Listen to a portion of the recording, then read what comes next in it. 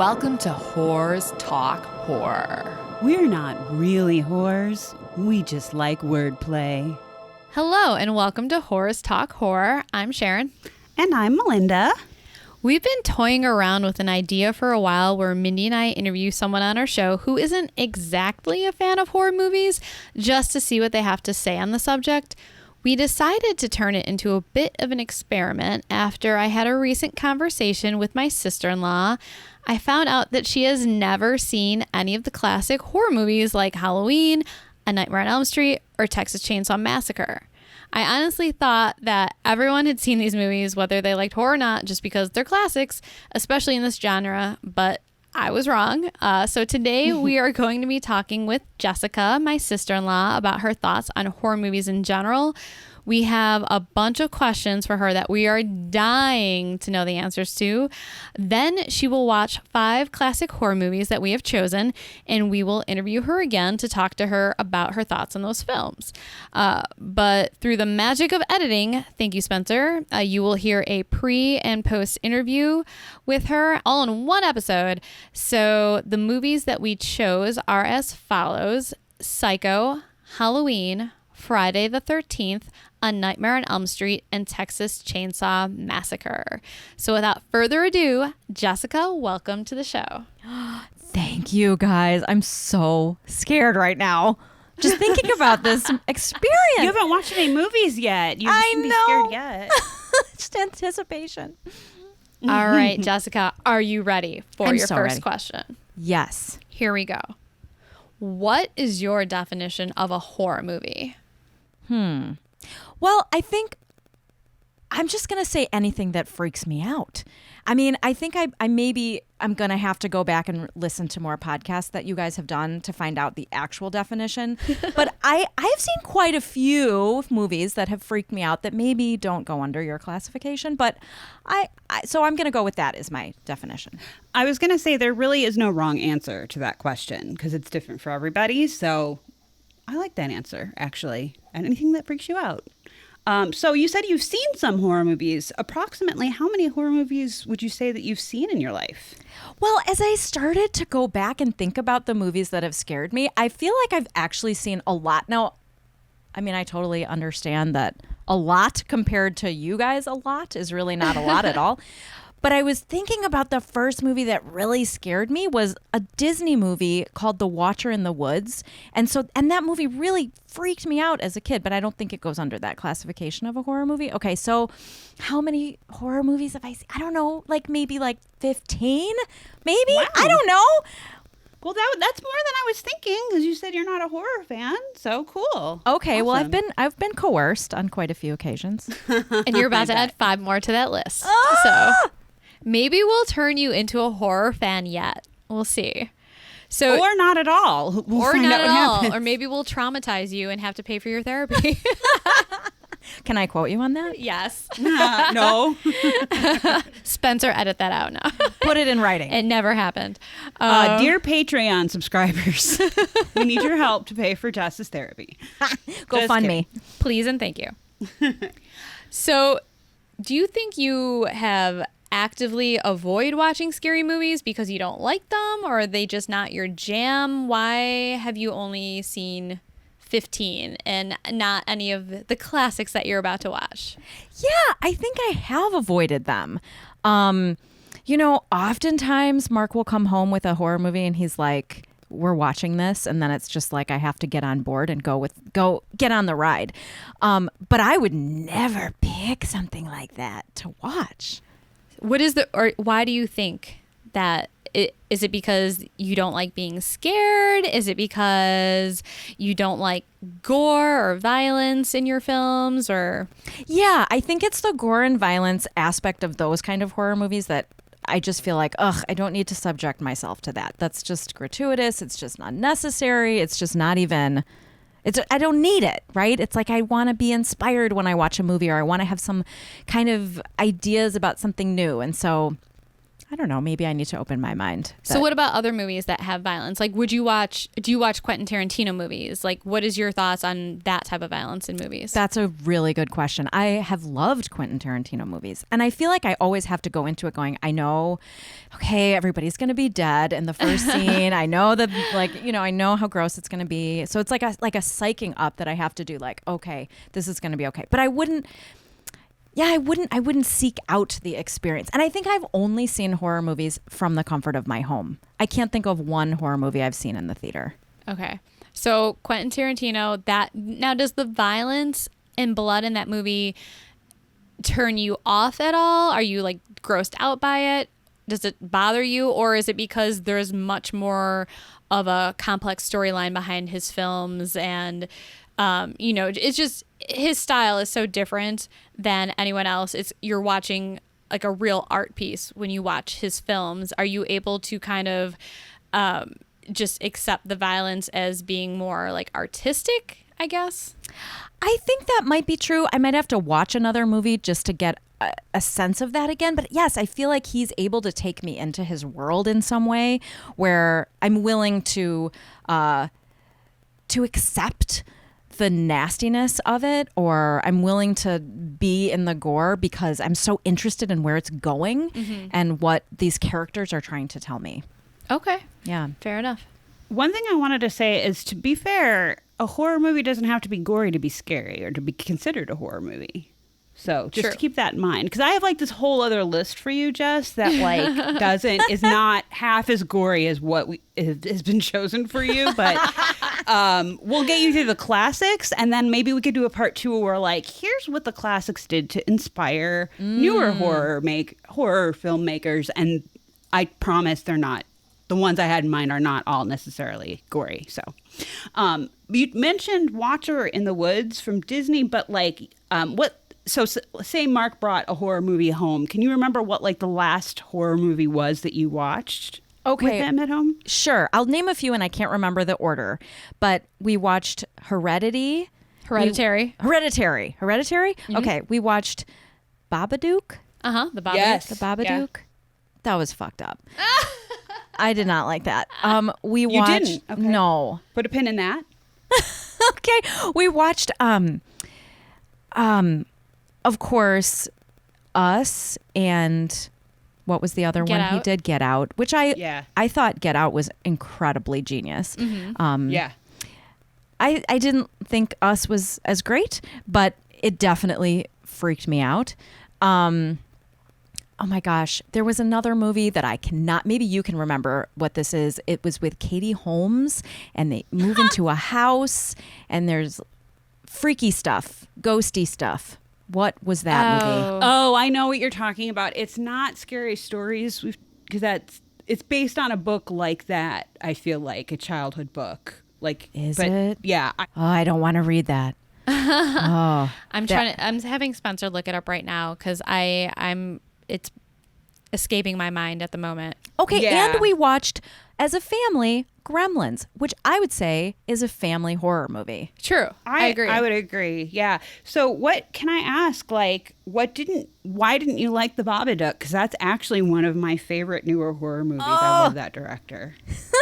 Okay, But I'm sorry, Mindy. There's a few reasons why I think I'm genuinely curious to know, because I have some ideas. So that's why I'm asking. Like, don't apologize. It's subjective, honey. You know, I think I've got to say, I think I blocked most of that movie out. I don't remember most of what happened, but I think as a parent, as a mother with a child, when I watched that movie, that is the most frightening series of feelings that a mother can have. And Yeah. I just, it was a lot. Yeah. The one thing I will say is that I was talking to a friend of mine who's very well read and much smarter than me, and she freaked out. She loved that movie, and I liked it too, but she was just like, but think about it, Mindy. Every woman has a Babadook she has to feed in the basement.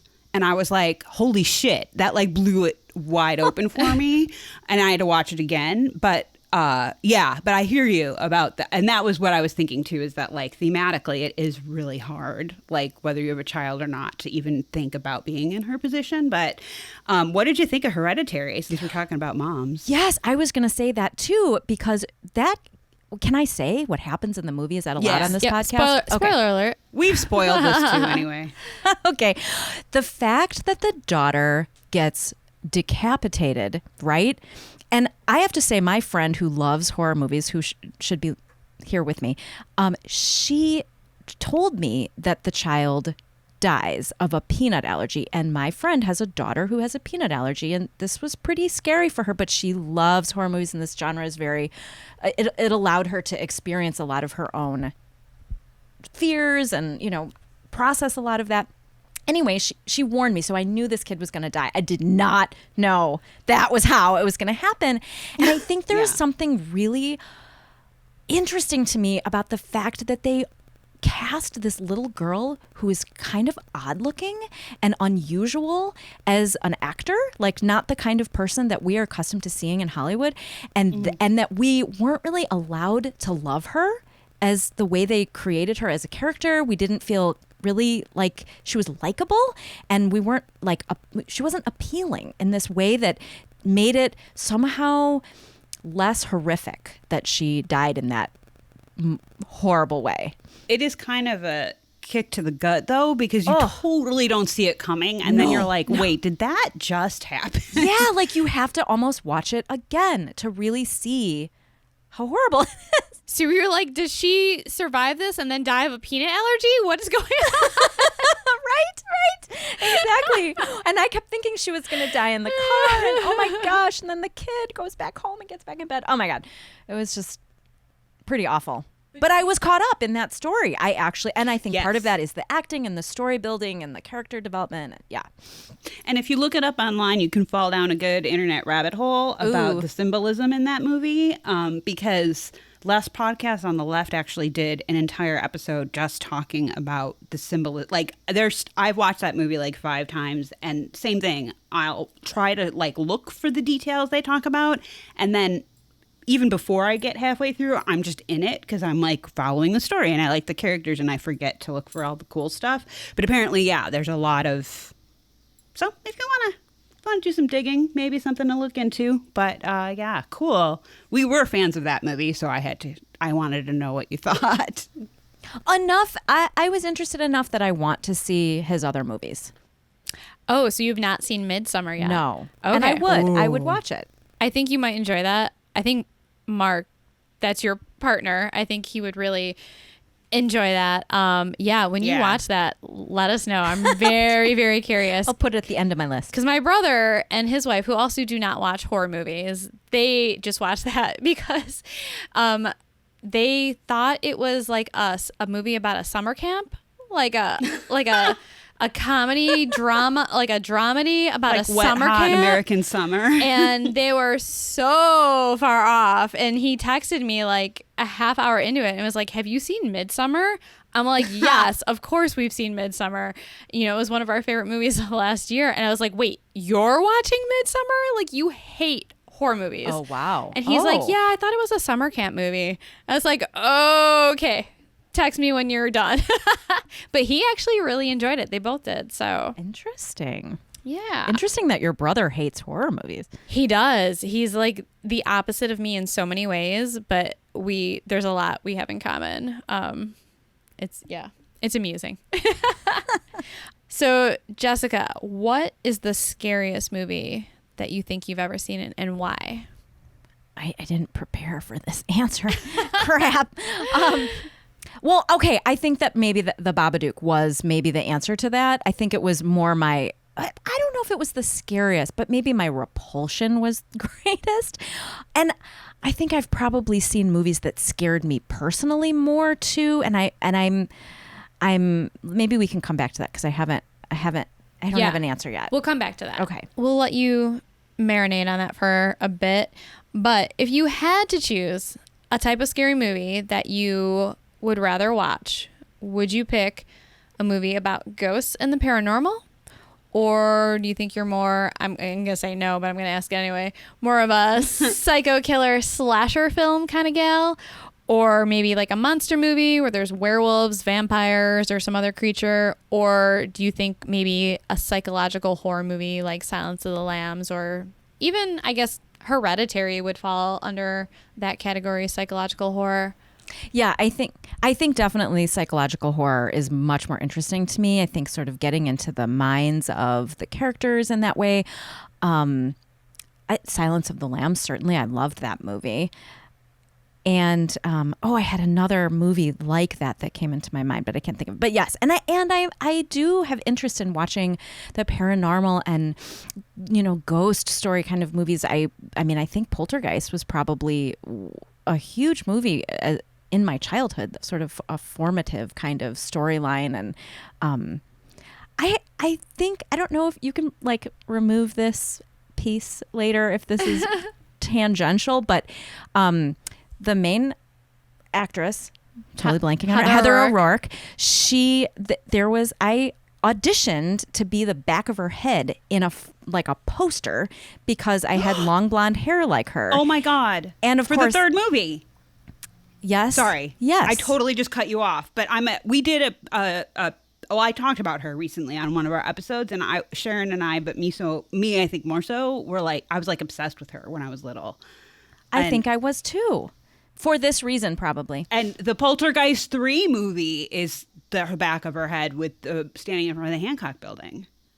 Oh. Yeah, that was one that was filmed in Chicago. So maybe that was why they were thinking of casting a local kid, because they didn't want to pay her for this ad, because she was probably much more expensive.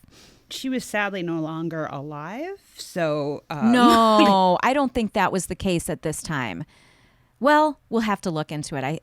Anyway, she was very much a part of my consciousness, and the movie was as well. So what happened? You went to the audition and... Oh, I didn't get it. Aw. I think you should have got it. Too bad. All right. So, yeah, we both like psychological horror movies a lot. So I would probably have to say I lean more towards the ghost stories, but there's certainly a good blend of psychological ghost. Is it in your head? Is it, something supernatural? So yeah, if you are interested, we can definitely give you a list of more movies to watch. Let's take this first round and see how it goes. Yeah. See if I'm still here. I mean, we gave you, unfortunately, mostly the psycho killer slasher films, but I think those are kind of fun. Yeah, and I mean, to be fair, again, Sharon and I were watching Freddy Krueger when we were like 8 years old, so... Is that when those movies came out? No, I think they came out early. Like, the first movie came out, early, 80 maybe? Psycho was in the 60s, and then... Well, yeah. I think Friday the 13th, was that 80? That was 1980. Early 80s, I think. 78 was Halloween. I think 84 was Nightmare on Elm Street. And then Texas Chainsaw, I think, was also like 78. I'll be honest, I've only, I think, seen Texas Chainsaw maybe once all the way through. What? But it just because it's so much, but I do think it's worth seeing if you're someone like Jess who's like, I want to do, or I'm being coerced to do this experiment. Let's be clear. And like, watch some of the classics. Like, I definitely think it's a must watch, but whether or not you're going to want to watch it again, that's subjective. See, but, yeah. That's so funny. I've seen that movie so many times, and I was telling Jess earlier that a lot of people, because of the title, they think it's going to be like this bloodbath of a movie, and there's literally like no blood in the movie, or hardly any at all. I said most of what you see, it makes you think something is going to happen. They show stuff without actually showing stuff, and then your mind fills in the blanks, and what you create in your head is more horrific than what they're actually showing on the screen. But yeah, I remember I was like 12 or 13 when I watched that for the first time. I watched it in my bedroom by myself. I had one of our mutual friends sleeping over. She wanted nothing to do with the movie. So she went to sleep while I stayed up and watched it by myself. And I just remember, like, after the movie, I felt so disgusted, but also like I couldn't get it out of my head. I couldn't stop thinking about it. And then every time I've watched it since, I'm like, no, it's totally true. Like they don't show that much. It's just all in your head.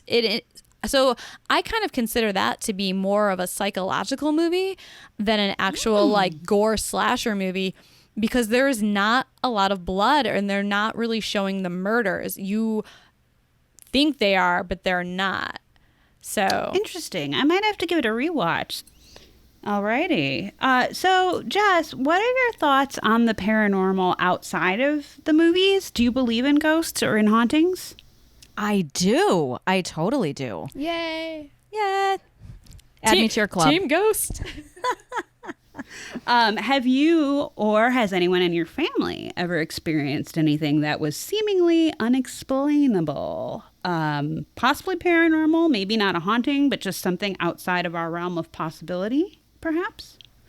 Well, I have quite a few experiences I would call more like mystical than I would call paranormal or ghost, but things that sort of allow me to really truly believe that there's something beyond what we can see and hear. And would you mind sharing an example? Sure. Awesome. Well, I've had a couple of sessions with folks who are channels, a couple of sessions with folks who are, oh God, my brain, words, mediums. Mediums. And I think one of the most powerful, this is like way off topic from your podcast.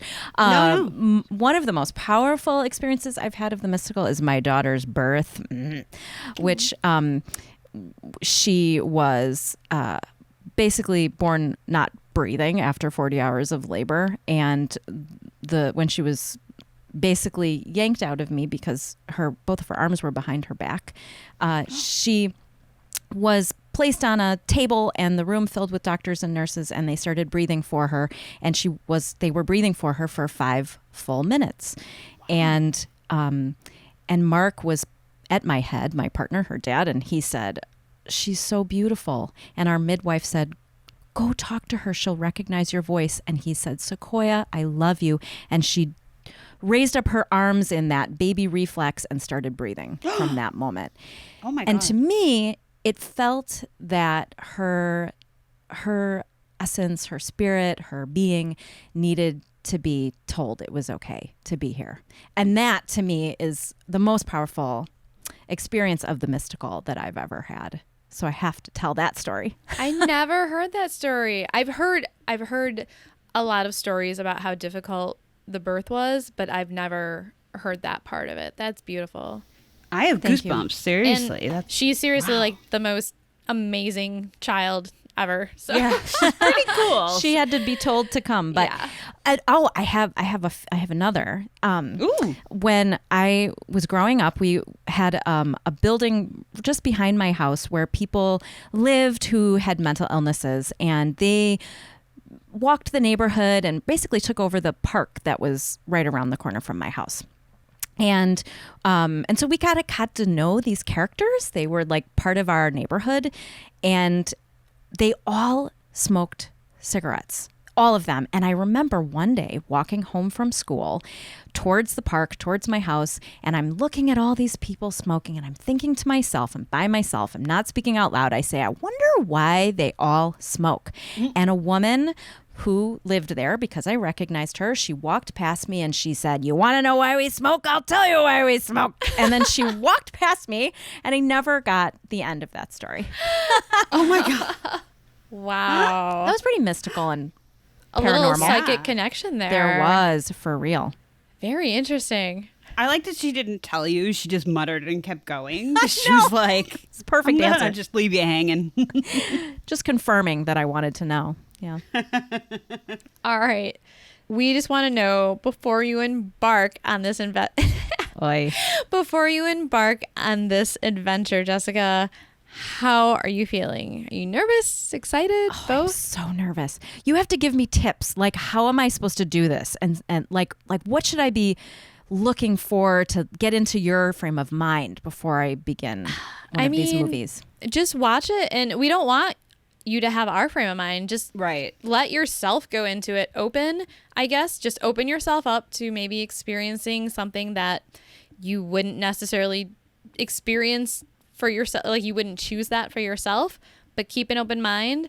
And another thing I told Jessica earlier, Mindy, was that a lot of horror movies, they reflect a political discussion going on during the time when they were made. And I told her a little bit about, some of the background, like the political aspects of Texas Chainsaw Massacre. But, try and see if there's something that you can fill in, about how did this relate to the times? Why was this made? Is this trying to make another statement other than just like slaughtering teenagers? And some movies are made just because I think people wanted to make a movie where there was gratuitous sex and nudity and, murder and blood. But there is definitely, I think, more to these movies than people generally give them credit for. I agree. And, it's not real. It's just a movie. It's just a movie. Yeah. The one thing I was going to say too is I always my apartment's tiny, but I still am very clear about the fact that I know before I start a movie that I know that I'm the only one in the apartment and I know that the doors are securely locked. And that's a huge help, I will tell you. That's great. Yeah. And just, after the movie, just write down your thoughts just so you can remember them. And if you don't like them, don't think you're going to hurt our feelings. Be honest. Tell us that, I hated that. Why the fuck did you make me watch that? I literally said that to Sharon on one of our recent episodes. What movie was that? Oh, Redneck Zombies. Yep. I almost texted her watching the movie and was like, I'm not doing this. I'm sorry. I know I paid $2 for this on Amazon, but I'm not watching the rest of this movie. Ooh. But that was the point of that experiment, was to watch really bad horror movies. Yes. Well, we wish you all the best, Jessica. Remember to lock your doors and, most importantly, have fun with it. So we are going to be checking back with Jessica in a few weeks and see how she's feeling and sleeping once the experiment's over.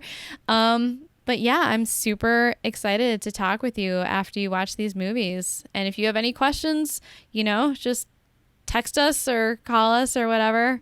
Thanks, guys. I'm also really interested to hear if like your specific impressions, if there's anything that resonates with you in a certain way and why, or maybe you don't know why, or just because these opinions are subjective and everybody's different. And I'm just wondering if maybe you'll pick something out of A Nightmare on Elm Street that we've seen 1,000 times that Sharon and I have never thought about. So I think all the movies that we picked, for the most part, all have a kind of a badass female protagonist. So she might like that. Yeah, we're not going to talk about, I'll stop talking about Nightmare on Elm Street, except to say that that's one of my favorite female antagonists. Protagonist or antagonist? Oh, sorry, protagonist. I just whispered too. I don't know why I did that. I'm not in the room with you. Weird. Well, good luck, Jess. Thanks, ladies. I'm excited. Thanks for having me. Thank you.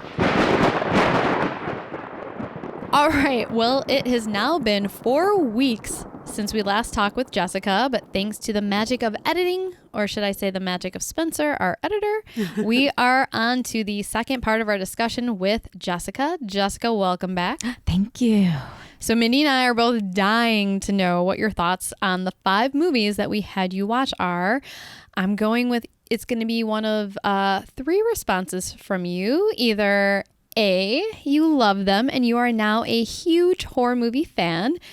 B, you hated them.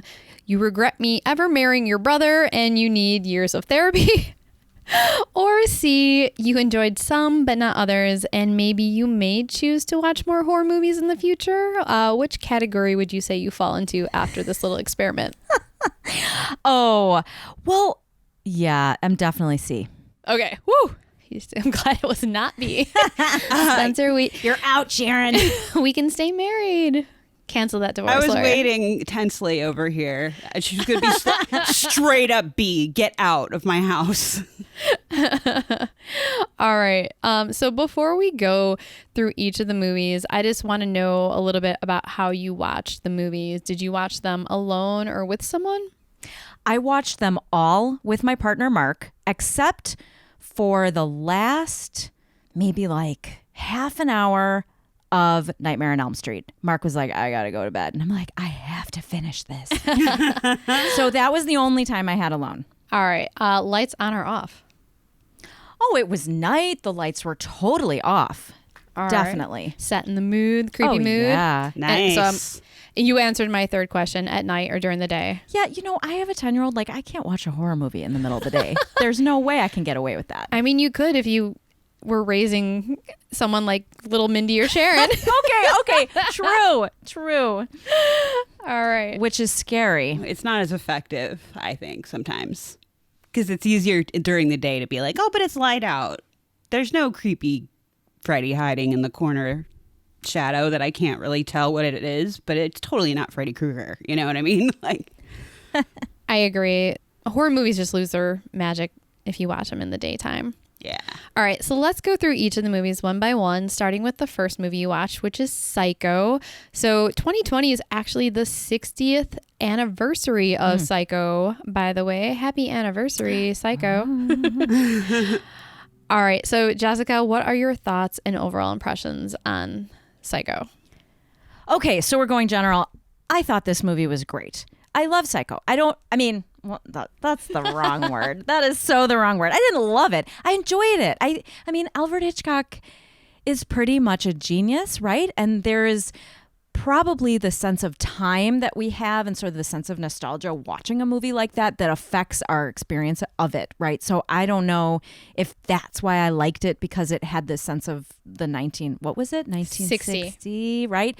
But the way that it's shot and the dialogue and the way that they introduce Norman Bates and like what he says in his initial meeting with her is so endearing, and I was so interested in him as a character, and I was so fascinated with how the whole thing played out, because I knew that he was technically like the bad dude, right? But I was still on board with the way the story was going to unfold. I was still thinking like there was a mom there and maybe it was her, and like I didn't know, like after all these years of living on this planet and having you in my family, I didn't know how the story ends.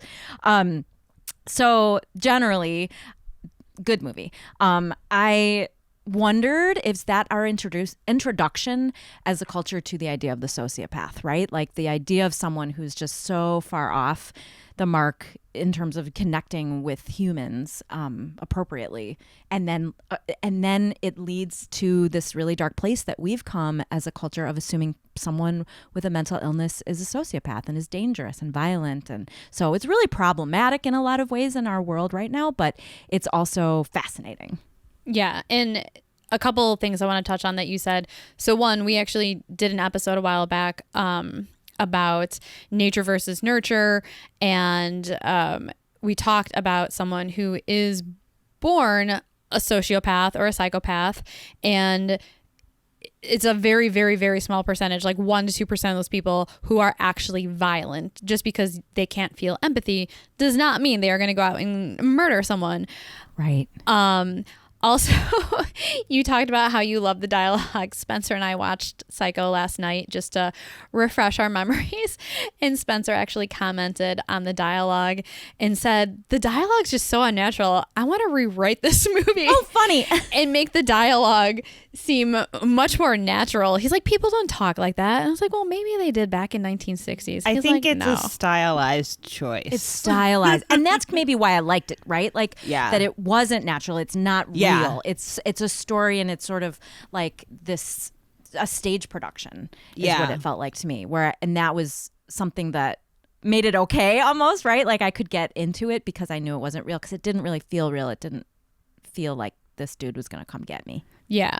Mindy, any thoughts on this? No, I agree completely. I mean, that movie, of course, obviously, there's so much that's already been said about it, but like just kind of what you were saying about, did you mention time at some point. I feel like you did, but I was thinking about like his long lingering shots and of course like the drain and the shower scene and all that. And so of course the dialogue is stylized because like you're right, it's not our reality and everything is a bit off. That's why it's kind of creepy, but you don't know, you can't put your finger on it. That's what I love about that movie because it gets under your skin, but you don't even know it is doing so until it's too late. And her in the car with the rain. Yeah. And the windshield. Yeah. I mean, right. Those long moments on her face. Yeah. Everything about it was really beautiful. And I agree with Norman Bates' character. It was just, he's so fascinating, and you learn a little bit about his backstory through like that long exposition at the end. Yeah. It was another thing. Spencer was like, I don't really think he said all that information to the cop. It's extrapolated I'm by like, the psychologist. quit ruining this. Suspension of disbelief. But also I was like, well, he's a cop, so he probably was not given all that information, but he, that's what a cop does, or a detective. They fill in the blanks from the information. So he probably put more of a picture together in his head than what was actually given to him by Norman Bates. Well, he was a psychologist or a psychiatrist or something, right? Who was giving the whole explanation of the murder. Oh, yeah. Or doctor somebody. You're probably right. I was like doing a little bit of other things while I was watching it. You can do that. I've seen it a couple of times that I was like, all right, I want to rewatch this just to have it like more fresh in my head. But you are probably right. Oh, no. We'll see. You'll watch it again. So a lot of people consider Psycho to be one of the first slasher films ever made. Certainly, I think it's one of the first American slashers ever made. There's a movie called Peeping Tom that I have not seen that's from the UK that's considered to be the first slasher movie by many people. Definitely going to have to put that on my list. That movie looks really interesting. A few other just fun facts about Psycho. I'm sure you might have heard this before, but Psycho was really controversial for its times for many reasons. It was one of the first movies, I believe, that showed a shot of an unwed man and woman in bed together. Oh, right. Scandalous. So scandalous. So much pearl clutching happening. Oh my God. And he was divorced. And right. It also had a shot of an uncovered female bottom, which actually belonged to Janet Leigh's body double, and that was actually censored in some versions of the film. And perhaps the most hilarious is the image of a toilet being flushed. Psycho is said to be one of the first films where a toilet is shown being flushed in a movie, which, yeah, that's cool. Okay. Heavens to Betsy. But yeah, Bodies. And also, did either of you know that Psycho was based on a book? Because I just found this out yesterday. No. I had heard that, but never really looked it up. So not really. I mean, what book is it? Tell us. Well, so it actually says, if you pay attention to the credits, it says that it's based on the book or novel by Robert Bloch, which was written in 1959. Okay. The book is also titled Psycho, and it's loosely inspired by the story of killer Ed Gein. And apparently Hitchcock read the book, decided that he had to adapt the book to a film, and then he had this was rumored that he had his assistant purchase as many copies of the book as possible to keep it out of the public's hands because he didn't want anyone knowing the story until he turned it into a film. Exactly. Oh, wow. Yeah. And it's not really known how many copies of the book that Hitchcock managed to get his hands on. But it's generally thought that he came close to purchasing every copy that was on the shelves during that time. That is familiar to me, actually. That is such an interesting detail. Yeah. All right. So we're 1 for 1 so far. Yeah. Let's chug right along and go to Halloween. Just really quick, Jessica, before you give us your thoughts on that movie. When Halloween was released, it was such a low budget film that no one really expected it to do well, but it was trailing on the success of other 70s horror movies. And it also happened to be released during the golden age of serial killers. It was said that there were around 120 active serial killers in the 70s, and that number increased to over 200 in the 80s. So that they know of. That should be said, that they actually know of. So yeah, it's crazy that such small independent film ended up being this huge blockbuster that produced so many different sequels. And I mean, like, Michael Myers is probably one of the most well-known movie villains that I don't think you need. Jessica, back me up. If you saw an image of Michael Myers, would you know that that was Michael Myers Before seeing this movie? Yeah. No. Okay. All right. Well, scrap what I just said. I mean, a normal person probably would, but I think I've turned away from any of that stuff to the point where I don't know the difference between Michael Myers, Freddy Krueger. You know, like I don't. You I do didn't know. know. I do now. I do now. All right. I've been educated. And you've seen, I mean, we were just talking, I feel like, about a recent movie that you still see reflections of Halloween in today. Like, it's just, it's so influential. It's almost staggering, I think. And it's a horror movie. Awesome. All right. So this is your first kind of like teenage slasher film that you watched. What were your thoughts on Halloween? I did not like this movie. No? Okay. This movie is fucking awful. I'm sorry. Okay, why? We want to hear why. I'm very interested to know why. Read us the riot act. I'm going to be totally honest. Do it. I was bored. Whoa. I was bored. I was like, I found myself like looking around the room and I'm like, oh, I'm bored. What's going on? This movie is not capturing my attention at all. I'm not scared. I don't give a shit about Jamie Lee Curtis in this movie. She was distracting. She was cute. She was super cute in the beginning. And I was like, fuck yes, this is great that there is an actress who looks so very strange playing a role in a movie that apparently gained a lot of popularity. And then, of course, she went on to be incredibly well known as an actress. But she's very odd looking in this movie. And I love that about it, right? But towards the end, when he is attacking her and she is just like, it's disgusting. And I am so horribly grossed out by this idea of teenagers being sexually active and then being slaughtered.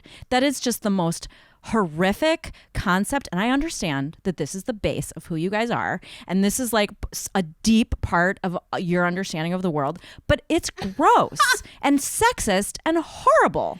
So funny that you mentioned that, because when I was doing some research yesterday, I was actually reading something from John Carpenter and Deborah Hill, who said when they made the movie, they actually had zero intention of making it like this, if you have sex, you're evil, you're going to get killed. And if you're pure and chaste, you're going to survive. They said that the reason it just happened that way is because the other people were so preoccupied that they didn't notice anything weird was going on, and that's why they ended up dying. And then it just turned into this whole like virgin versus non-virgin thing that has been used over and over and over. And I'm not saying that like other movies don't use that as their premise, like Friday the 13th, the rest of which them. we'll get to in a little bit. But they did not intend that when they wrote it, according to them. Right. Well, all of that sexist, misogynist stuff is in our unconscious as humans. I mean, of course, they didn't mean to write it that way, but it's there. It's part of, and then, of course, people watch it and they get titillated and then it's like, Anyway, good point. It's gross. But I was bored and I was annoyed, but I was there for the ride. So let me be clear about that. I was totally there for the ride. Yeah. Mindy, what do you have to say about anything that Jessica... I mean, it's interesting because...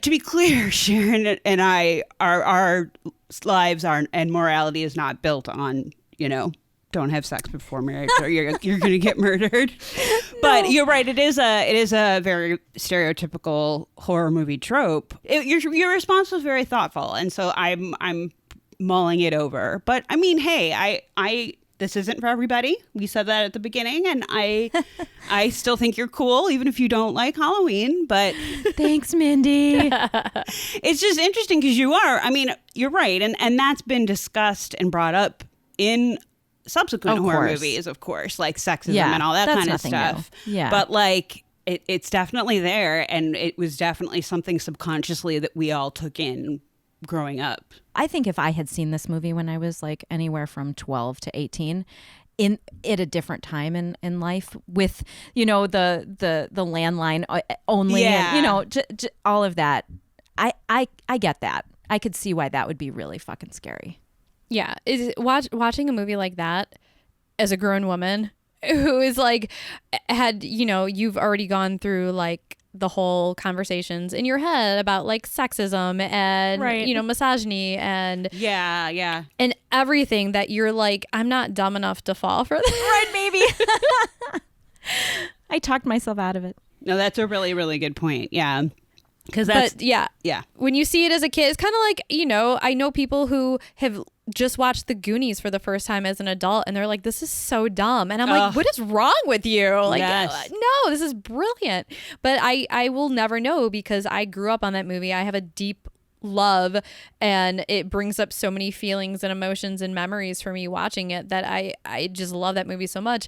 But as an adult, if I just saw it for the first time now, I might think it's a really dumb movie. So it's kind of along the same lines, you know. and there was a movie just recently I was watching that was older, and I caught myself going, because with the pandemic, I like talk to myself as I watch, or talk to the TV as I watch movies and television.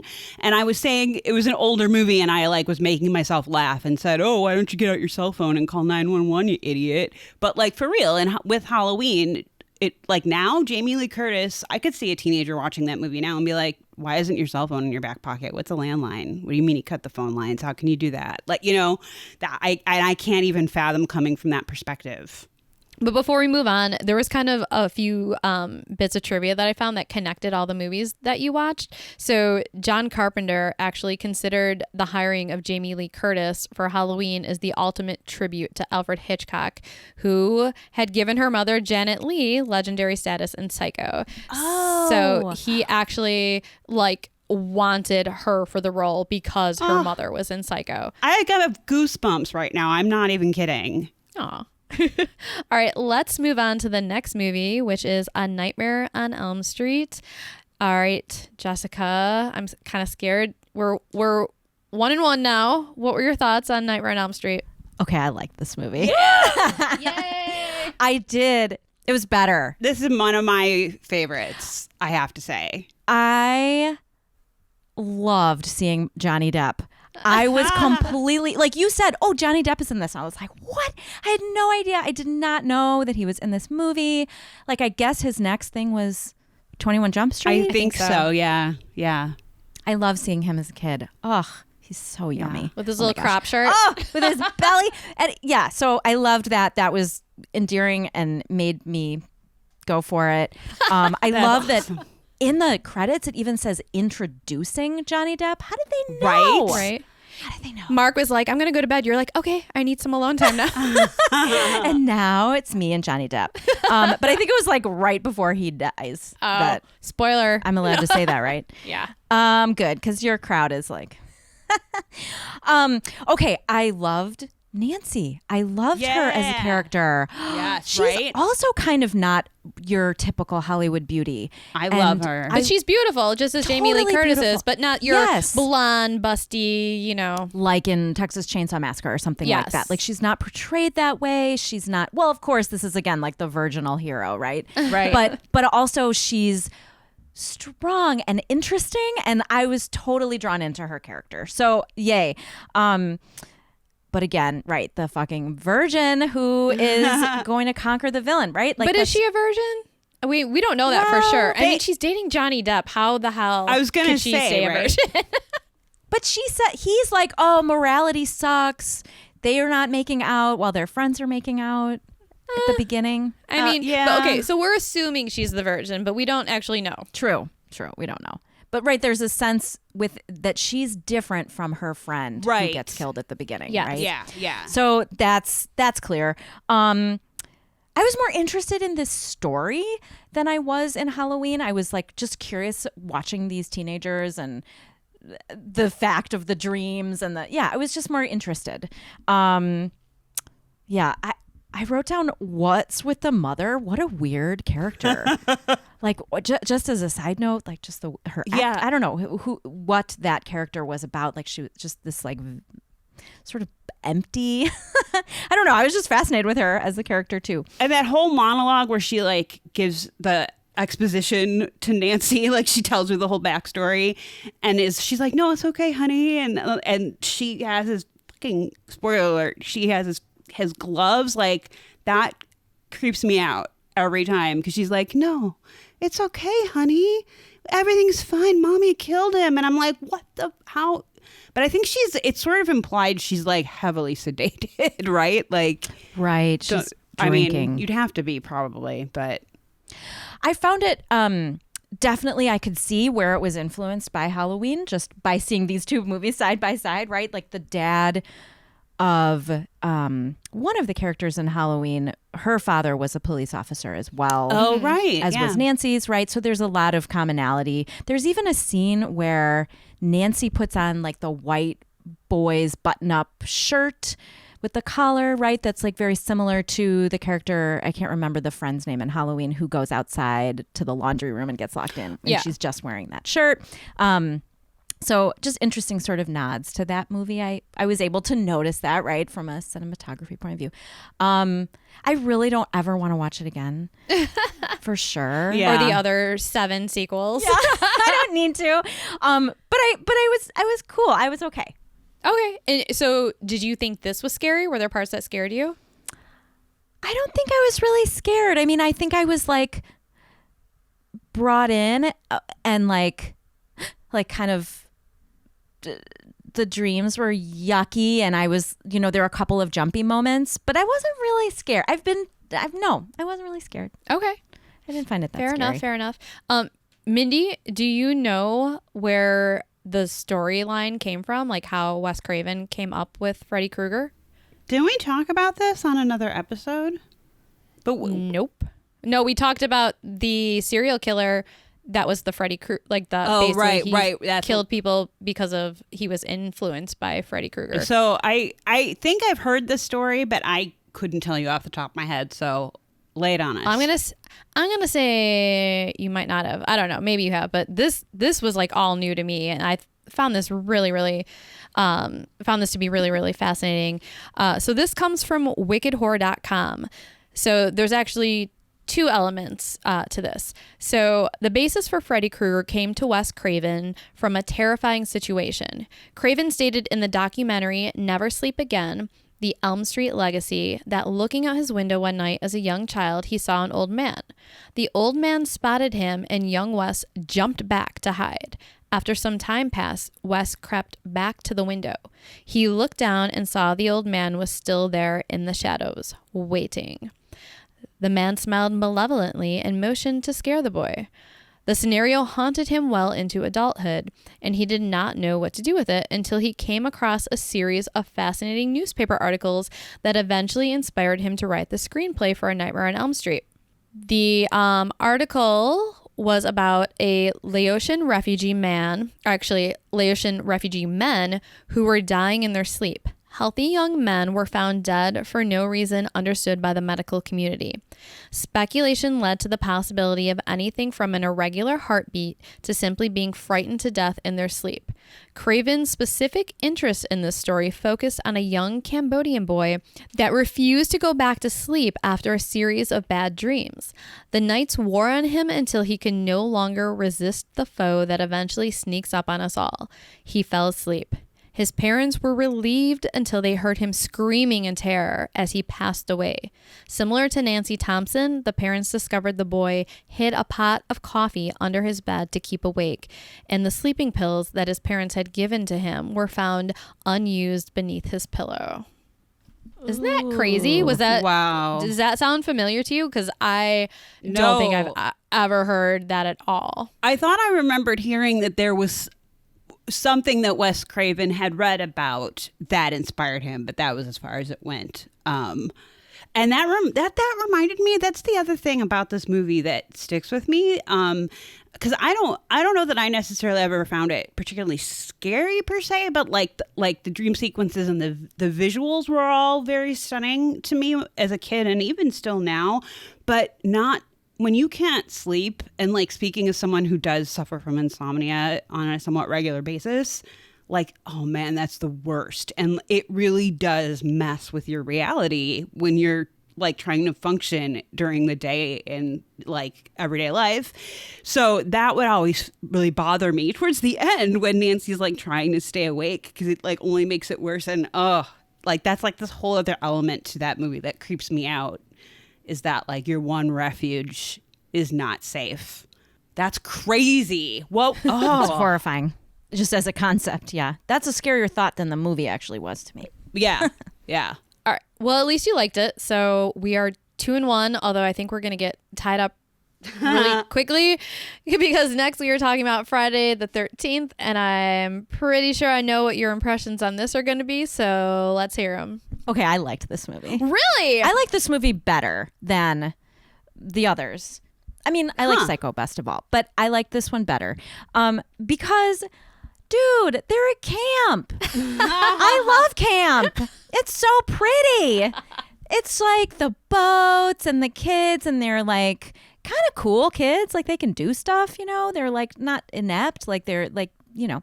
Anyway, I liked it. Oh, and Kevin Bacon. What? Yes. Kevin Bacon. I love Kevin Bacon. Like a baby Kevin Bacon. Baby Kevin Bacon. He had like zero acting capacity in this movie, but I don't know why he went on to be famous like Johnny Depp did among any of those other people. Yeah, I mean, it was literally campy. It's the beauty in the woods. I liked the feel of it, honestly. I like made me think about camp and like this townie versus the camper coming together, converging, like, oh, those weird campers and oh, those weird townies. And, you know, like there were just a lot of things that allowed me to get into it. I'm going to say that as it gets gross, like as it gets awful, I'm still having these same thoughts about like, wow, these sexually active kids have to be punished for their behavior, you know, and it just sucks and just annoying. But then it's who is doing all of this? It's this mother who has been wronged, who there's a reason for her to be acting this way towards these young campers who are sexually active, because they were being intimate while her kid was killed, right? Or died while her kid died. So again, I'm giving away the whole movie, but I'm assuming that all of your audience knows that. So I felt empathy for her. I was like, oh, I get it. Yeah, kill them all. You know, like my kid died. That's terrible. Yes, for revenge. So I was like able to go there in my mind for her. And I was, you know, the reveal of who it was great. I was interested in that and how, and the like, the nod to Psycho, right? That she's like doing her son's voice. Right? Like how Norman Bates did that with his mom, right? So that was interesting to me. I totally knew at the beginning of the movie that Alice was going to be the last one standing, right? Okay. She's the like sort of more innocent character, the more like somehow there was something about her that instantly I was like, yep, she's going to be the hero, right? I don't know. Maybe now that I've seen two, I'm a total expert on horror movies. I mean, it's a very similar formula. Yeah. So yeah, you only need to watch a few before you're like, all right, I get it. Final girl, you're all dead. Yeah, exactly. And that's the first one who's going to die. Right. So yeah, I loved that. There were no children who got killed, and it was just the mom, like the teenagers, right? Of course, but like there was a part of me I'm like, oh, the kids are gonna come and they're all gonna get killed too, right? But I guess maybe that happens in the sequel. I don't know. No, I don't think there's any. I'm trying to think about Corey Feldman. Corey Feldman doesn't get killed until he's an adult, right? He comes back like later as an adult. Because Corey Feldman's in like 2 of the movies. Oh, well, that's a reason for me to watch more, I guess. Really? I didn't know you were a Corey fan. Well, Goonies. Oh, that's true. That's true. Just maybe rethink that whole sequel idea, though. Don't do it. I don't know. Well, Spencer and I did like a whole. We just started binging all of them, and we made it to like 7 or 8. Some of them are actually, I think the first, second, and third ones are all really good. The fourth one, God, I can't remember. Definitely, I think 5 and 6 go downhill a lot. And then when Jason goes to Manhattan, that's just, I mean, it's just ridiculous. And then it's just fun. There's a Jason versus Freddy too, by the way. Yes. Which I've never Of course. seen, but I'm not really interested. So, and then I'm gonna say the end, right? Yeah. The surprise ending. I was kind of annoyed because it took it. I mean, I understand we have to have this villain that is going to move on and have all these sequels, but like, it just took it from the real world into now it's a ghost movie. Like it's supernatural suddenly. I remember my parents were still married when I saw the ending of Friday the 13th. And so, God, I was probably like 7 or 8 when I saw the image of like young Jason, like all deformed and covered in like slime and whatever, just like that scared the shit out of me. And so I just remember like every other time I watched that movie, I was prepared for it, but it still just always like scared the crap out of me. How did you react to that? Was that like a surprise? Were you expecting a big jump scare? No, I was not expecting that at all. I think I was just more like, what? How did they do that? Like, wait, that was not supposed to happen. You know, she's going to get saved. But of course, it's going to happen. I mean, I don't know. And did it work? Did you jump? I kind of did. I didn't jump as much. Like I almost wonder if I was just like I had tuned out. Like I was like, oh, the movie's over. You know, and I wasn't conscious enough to be scared or something. But yeah, that was weird. I don't know. I guess it was a cool way for it to end, right? Like that was appropriate. Okay. So, all right, this kind of shocked me, but yes, you spent a lot of time in summer camp when you grew up. Yeah. So I can see how you could kind of relate to this more. And you're right. I do kind of like the feeling, kind of like the warm feeling you get from like it's summer and yeah, there's like this beautiful camp and yeah. I'm trying to remember. Did you find this to be like overly gory or bloody? It was grody, I guess. I can't remember now if there was like a ton of blood, but like you definitely see them get killed, but you don't see all of their bodies. I'm trying to remember. You definitely see the mom's head get. You see that, yeah, lapped off, and that was like weird and strangely satisfying. Rolling on the beach. Yeah. A few times. But the juxtaposition, right, of like this warm, beautiful surroundings and then just like gore and death and scary moments, like being in that bathroom and just like I felt like they must have filmed that at an actual camp. Just those sinks and that outdoor facility and the kitchen and the everything was. Yeah. Oh, so they filmed it at a camp, if I'm remembering correctly, because I was doing research on all these movies yesterday. They filmed it in New Jersey on a camp. The camp has a really funny name, but I cannot remember it off the top of my head. But it was very close to a town in New Jersey called Voorhees, which is, I'm assuming, is where they got the name Jason Voorhees. Right. Oh, interesting. Yeah. The only other bits of trivia that I have about this is the writer of the film, Victor Miller, admitted that he was purposely riding on the success of Halloween when he wrote the script. And he was kind of inspired by Halloween and also the summer camp movie Meatballs. Oh, yes. Which I love. I was going to say, whenever I didn't go to summer camp, but I was actually going to start singing the theme song when Jess was like, oh my God, I was thinking about summer camp. And I was going to be like, are you ready for the summer? I love that movie. Are you ready for the good times? Yeah, I know. That's a movie I need to watch again soon. And then one thing that I just thought was kind of hilarious was that Kevin Bacon shaved his armpits for the bedroom scene. Oh, I didn't even notice. He's so cute. He is. All right. Anyone have any final words on Friday the 13th before we move on to the grand finale? Uh-oh. I'm ready. Let's do it. All right.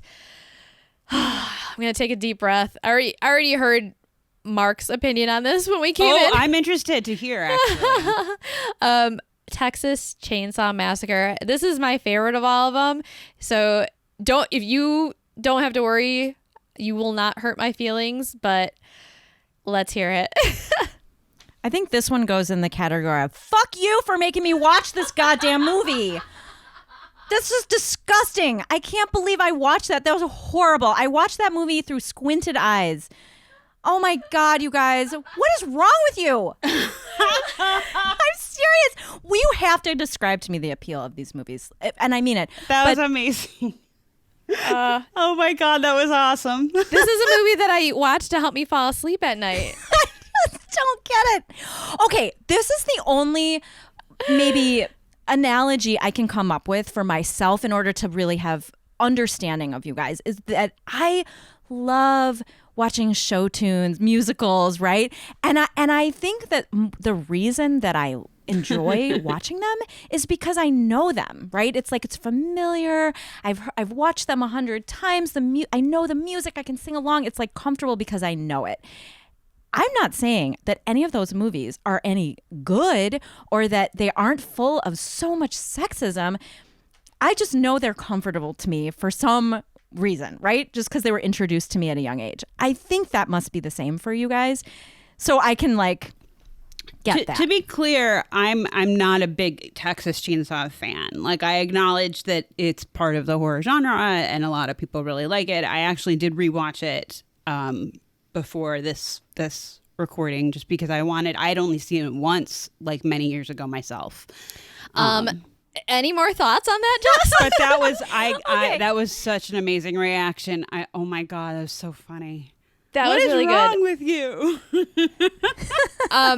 Anything about it that you did like? I mean, Mark commented on how, yes, it was super fucked up, but he thought it was a brilliant film and that the cinematography was amazing.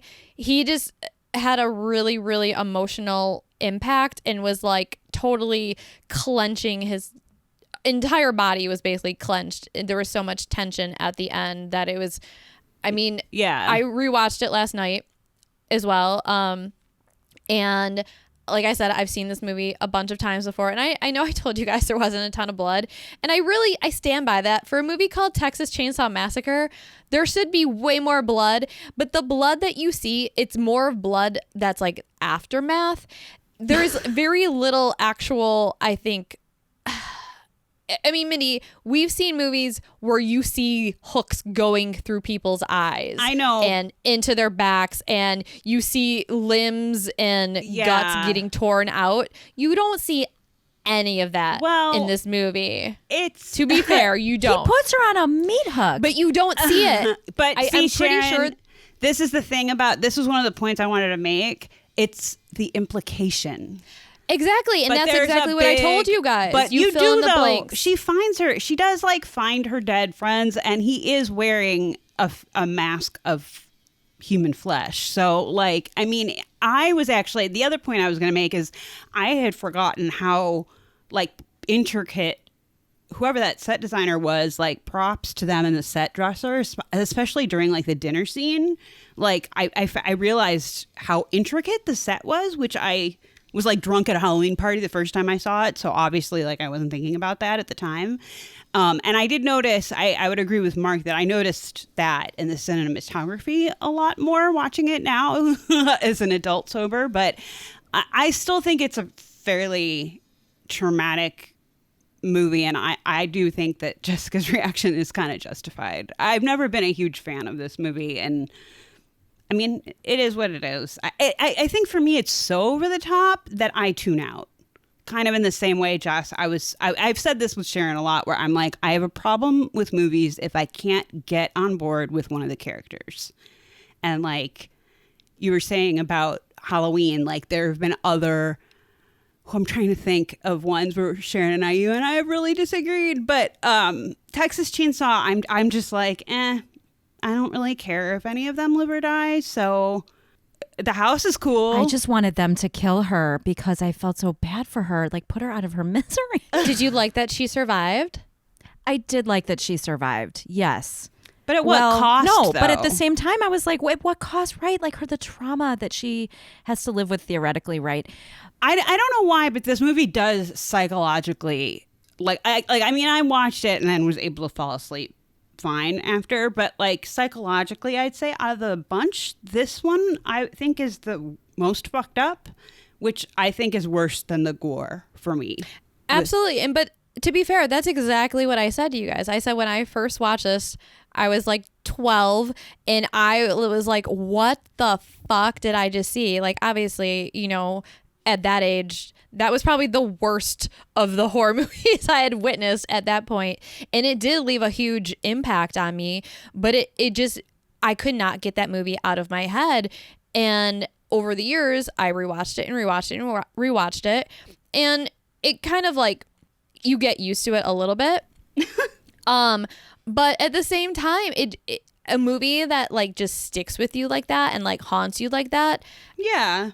I have to say that's a really well done movie. Like it does what it intends to do. And I also did say that while it does not show a ton of gore, like you do not see the meat hook going into her back, your mind fills in the blanks for you. I did say that as well in our first discussion on this. I said that while it doesn't show as much as you would think with a name like the Texas Chainsaw Massacre, there's so much, it's the sound of the chainsaw. It's the sound of her screaming. You have these music cues that are like these sharp, like metal, like grinding noises going on. The whole thing just it makes you so uneasy. I was thinking, I kind of want to rewatch it with the sound off.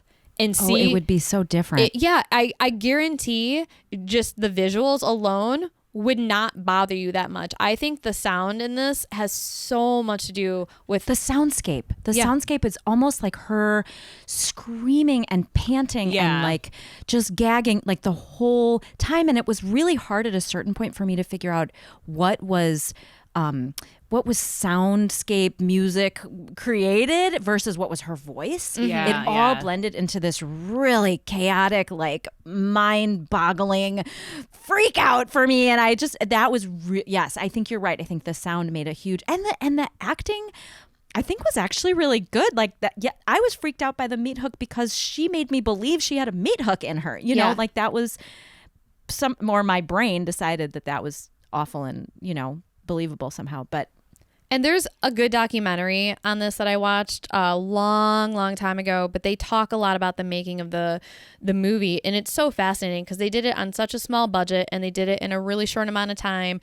And the actress that played Sally was saying that her terror in that last scene was pretty legit because at that time, I think that like 10-minute dinner scene took 26 hours straight to film. Oh my God. They were in this house with no air conditioning, no fans. It was like 110 degrees in Texas summer. The meat on the table was literally like rotting so fast that like the smell was just like putrid. She had to keep like throwing up. She had, she was tied up in this chair. She had these like actors like taunting her. And like, so she's like, I was really that terrified. That's why it looks so authentic. And then there was like a scene at the end where the hitchhiker, when he like gets killed and he's laying on the ground and he was like, I was laying there for the shot and he's like, I could literally hear my skin sizzling on the pavement because it was that hot. Like the actors, all of them, I mean, Leatherface, his costumes were so heavy and warm and just, I mean, he was like almost dying of like heat exhaustion. So Toby Hooper said, he's like, I kind of put my actors through hell. I think they all hated me by the end of it, but it was so effective that, it just came across to the viewer. So I have to say, I give it credit for that. Jessica, when we talked to you last time, you talked about how Poltergeist was one of your, I think, first horror movies or one that you remember like really scaring you. Same director. I don't know if you realized. No, I didn't know that. Yeah, Toby Hooper directed Poltergeist. To be fair, there's always the big discussion about who really directed Poltergeist. Was it Steven Spielberg or Toby Hooper? But they're very different movies, obviously. So, dude's got range. For sure. So I did want to read a little bit more because we also talked about some of the political undertones during our last discussion. We talked about how the advance in technology put the Sawyer family out of jobs in the meat industry, which, I guess led them to cannibalism and murder, which, I don't know, seems a little extreme to me, but who am I to judge? If you're a meat eater, you like your meat, right? Well, funny you should say that because according to an article from Oregon Arts Watch titled Re-examining the Texas Chainsaw Massacre, written by Eric McClanahan, Hooper apparently stopped eating meat while making the film and saw the crux of the film as being about meat. The killers in the film had the American dream taken away when their jobs at the slaughterhouse were rendered obsolete by technological advances. America was also in a dark place during the film's initial release, with racial tensions, a struggling economy, Vietnam, and Watergate. In another article from Esquire, Hooper said, "I was reacting to life around me as I knew it. The film was, to me, a part of what I felt like when we were moving into the future." An example of that is in the van, you hear the news on the radio a couple of times, and it has all these horrible stories about, like an office building in Atlanta collapsing, and just other horrible things that weren't real, but he said it was a reflection of my feelings about the political environment, and it was coming from a part of my reality. That's interesting. So, it is interesting. And like I said, when you watch horror movies, sometimes you want to take them as face value, but you have to consider when the movies were made and what was going on in the filmmaker's head and the political environment of that time. And I think sometimes that helps you appreciate a movie better than just like, oh, he just, wanted to see like tits and blood. Right. Yeah. Something like that. Yeah. And I think that's why, like, this movie, like I said, it's not my favorite, but I think that's why I don't want to say it doesn't bother me, but like it is such a huge part of horror legacy, I guess. And I'm kind of okay with that just because I know that to be a fact, that it's not just about tits and blood. Like, he wasn't just making a torture porn film. It was actually more than that, which it doesn't justify it, but it just somehow makes it. And there's literally, I don't know. I can't articulate There's no it. tits. There's no tits in the movie. Really. There's no nudity. Well, A lot of butt cheeks. there's some butt cheeks, yeah. There's some tight clothes. There's some good 70s attire, for sure. We get some hairy chests, even, to be not, dismissive of the men. I did want to touch a little bit on the cinematography too. So this also comes from the article by Eric McClanahan. So the editing by Larry Carroll and Sally Richardson plays a big part in sustaining a growing sense of fear and anxiety. It's all about misdirection. Cuts often happen in the middle of an action sequence, which is not the norm, giving the viewer a subconscious feeling of discomfort. The raw, grimy beauty of Daniel Pearl's cinematography was born from his naivete and inexperience. He was actually a college student when the film was made. Wow. Which is, so interesting because I always thought that was intentional. Exactly. And it wasn't, but it worked. It's become, yeah. Wow, that's interesting. And then what some people have praised as the most gorgeous shot of the film comes when the camera tracks behind soon-to-be victim Terry McMinn, who plays Pam. She's the one that gets put on the meat hook as she approaches Leatherface's house, and the camera goes underneath that swinging bench and follows her up, so it's like one continuous shot, and that was actually improvised on set. We had to rewind that and watch it again for Mark. Yeah, he just wanted to see her so ass. He could see her ass. Yeah. Wow, that's really So- cool. Well, while I don't expect you to be like, oh, well, now I love this movie, I just wanted to like give you some food for thought to maybe like think some of those things over, because I think this is a movie that might stick with you for a few more days. Oh my gosh. I know. I did just watch it last night, but yeah, it's in there. And I will say, absolutely, Sharon, what you said, that the movie did its job. It was horrific, and that it was very successful in that way. Yeah. And yeah, I mean, it's definitely not for everyone, but I appreciate you watching it. I mean, better. this is why I said save this one for last. I know it's traumatic.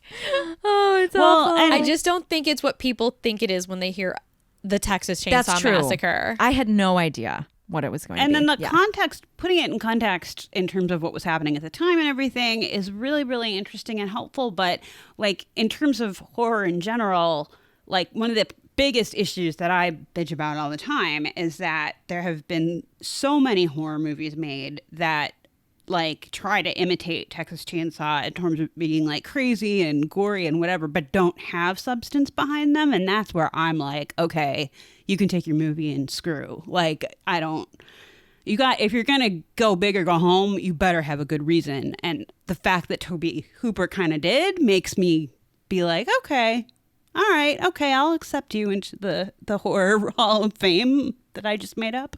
All right. Well, I mean, Jessica, thank you so much for stepping out of your comfort zone and participating in this experiment. I want to hear any like final thoughts about, how was this experience for you? Do you think you have a new appreciation for horror? Do you think you might like actually choose to watch more horror movies in your future? And if so, Jessica, I have a possible palate cleanser for you that I think you'd like, that I'd like to suggest. Oh, goody. I'll take it. You guys, thank you for encouraging me to go down this road with you. It's really been fun. And I've talked about it with like my friends and people lately. And as I've been talking about it, I've been talking about other horror movies that I've watched. And I realized I kind of do like some horror. Like I'm not completely opposed to this genre altogether. But it's been definitely something I would never have done without your forcing me to. You're buying me dinner and drinks to do so, whatever the case may be. But so I feel like I've kind of like deepened my connection to our culture, our society in a bigger way by just like having these reference points. So thank you. I won't watch any of them for a second time, no matter what. So don't ask. I may watch other movies though, so send them my way. But you guys, thanks. All right. Well, once again, thank you so much. Appreciate it. This was fun. And maybe, next Halloween, we'll have you watch some new movies. Thanks, ladies. Maybe we can shift. We can think about like different kinds of horror movies and shift gears and like pick maybe less gore and more psychological and do different. We can have all sorts of experiments. So come back for more if you want to. After therapy. Right. I hope you all found this little experiment as fascinating as we did. After we gave Jess the list of movies, I kept thinking of so many other movies that we could have given her, like The Exorcist, Rosemary's Baby, The Omen, or The Shining. But the 5 that we chose were the first ones to pop in my head, and I just feel like everyone should have seen those. There's so many pop culture references that have been made regarding those films. So that was a good place to start. But maybe we can convince her to do another round of movies sometime. But again, thank you all for listening to us. You can send us your list of 5 horror movies that you think everyone should see. We can read those on an upcoming show. Also, let us know what you've been watching this October. In our next 2 episodes, we're going to be discussing the horror movies that we've been watching this Halloween month, good or bad. Mostly good so far. But as always, you can write to us at whorestalkhorror@gmail.com with all your ghost stories, creepy stories that we can share on our show. Please be kind to each other, be safe, and as always, Thanks for getting creepy with us.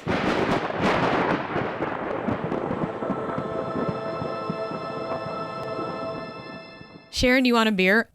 Oh my God.